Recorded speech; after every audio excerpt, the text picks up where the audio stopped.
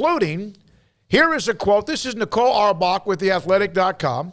Big Ten Commissioner Kevin Warren Wednesday that he will not take a hardline stance on automatic college football playoff berths for Power 5 conference champions heading into the next set of conference or CFP expansion meetings. This had been a public sticking point for Warren in the past. I'm going to soften my stance on it. I just feel like we have to give some credit for conference regular season success now, whatever that looks like, I don't know. Now, Pat Forty had put up a tweet. You got that one too. Also, this is from Ross Dellinger.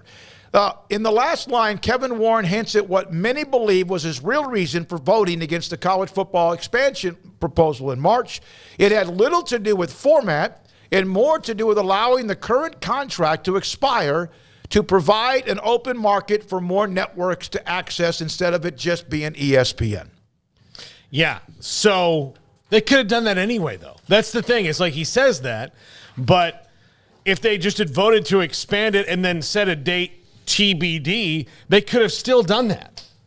So while I kind of maybe halfway believe him there, you could have done it with the caveat of like, look, let's take it out to the end of the TV contract, but let's build forward. No, you didn't do that so that you could go and poach like the SEC did. That's why you did that, and that's why you had the ACC and Pac-12 do your bidding for you and join you in this stopping the playoff expansion because you had some things to figure out. Well, if you had just voted for it and let everybody move forward with that, especially going into the TV negotiations that they were all going to have, you could have said in 2026, we're going to have a expanded playoff. And by 2026, everybody but the ACC was going to have a new TV deal. So what is why couldn't you just do that then?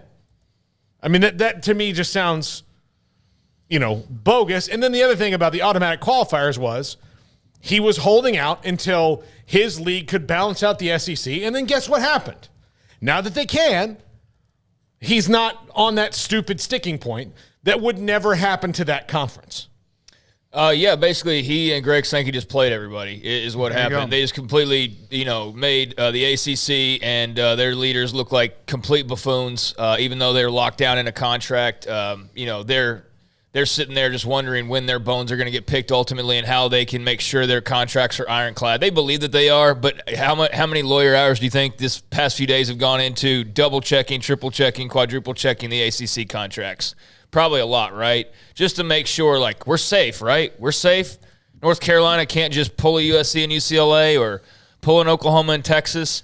I think that's, what the ACC's been doing lately. But, yeah, they have to feel like complete buffoons. And the Pac-12 has to feel like the dumbest of all. And the Big 12 just kind of falls somewhere in between because they weren't necessarily played like the others were clearly played by Kevin Warren when they puffed their chests out and felt like the alliance was really going to be something.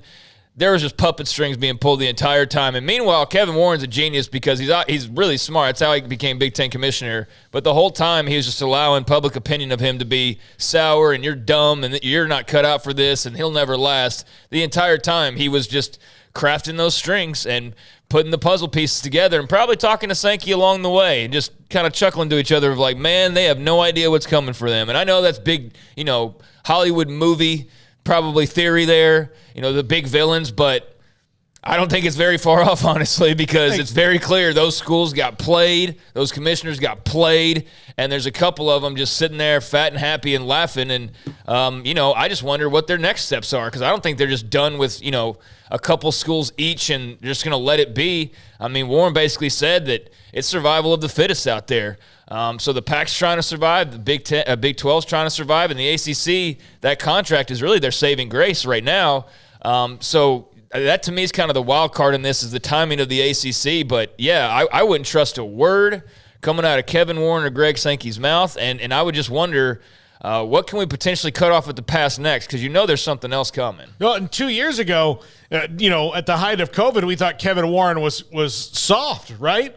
Because he was, I wondered if he was going to survive 2020, his first year on the job. Greg Sankey and Bob Bowlesby go full speed ahead. Well, here's our plan for a season. The Big Ten, the Pac, and the ACC was in there too. Jim Phillips, those three conferences look, we figured out a way that we're going to try to do this and make it work. And the Big Ten was, for a long time, we're we're not going to do anything. And then, Scott Frost kind of calls them out. And then, so Kevin Warren looked like he was out of his depths in 2020. And now, he's the puppet master. Well, it's almost like, gauging people on what happened in 2020 when the world was upside down, like Dave Aranda, wasn't a good idea. Yeah. So, if you're judging Kevin Warren on that year specifically, let's take a man at his lowest and just define him by that. No, let's actually see what he's got when everything's all equal and normal. And, he's one of the two biggest power brokers in college football right now, at least it's in front of the scenes. How you want to count Fox and ESPN and ABC and, all the rest of them, they're behind the scenes pulling strings as well. So, the Kevin Warren, I said it yesterday, is his media days. He said a lot without saying too much detailed, and then he wrapped around and kind of got a little bit more detail with a couple of comments yesterday. They're strong, that's for sure, and he's got to be feeling good about the direction of where everything's going because he and Sankey are kind of palling it up now, and it looks like, their vision of the future of college football is taking shape. All right, so that's that. And again, that was a Wednesday, but just to kind of go back to that, and we're going to bounce around a little bit here. Here is, I got this from I'm sorry, but that is, I don't want to make it all about just Kevin Warren and the Big Ten. That's a big deal about college football playoff expansion because that plays into, okay, how much are we going to keep these other schools alive? How much could the Big 12 really last in this landscape? Now, do we think that the Big Ten and the SEC are just done here?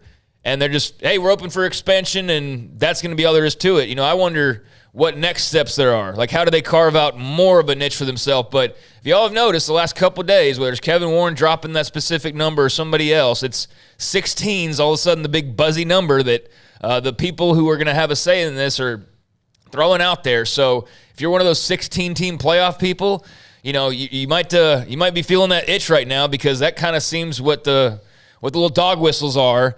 Now, the makeup of that 16, that's an entirely different question. But you'd have to imagine that it's going to feature a lot of the teams from those two guys' conferences. Well, you hope if they end up with 3 or 4 teams each, there's a reason they got there, and it's not just because someone won a conference championship. And it also then becomes you still are relying on the rankings. And that can get a little political, as we've seen with the preseason rankings and much more as well. Tony just threw this one in there. Remember now, it's not puppets. University presidents are begging right now to join the Big Ten and the SEC. Yeah, because they get more money, even those who have all the endowment money, even some schools like that, but they would love to get even more when it comes to what they do with the SEC, Big Ten, whatever that number, which is going to be big, is going to be. Thanks. The chat room is already there. MP Craig is already warming up. No, I'm speaking more to the commissioners who are just the strings being pulled. Like the Alliance. Tony, we can disagree, but I think there's some definite puppetry going on there. Maybe we're defining it differently, but I do feel like the Big Ten was certainly pulling some strings there behind the scenes. That's where I'm coming from, and there was the ACC just dancing on along.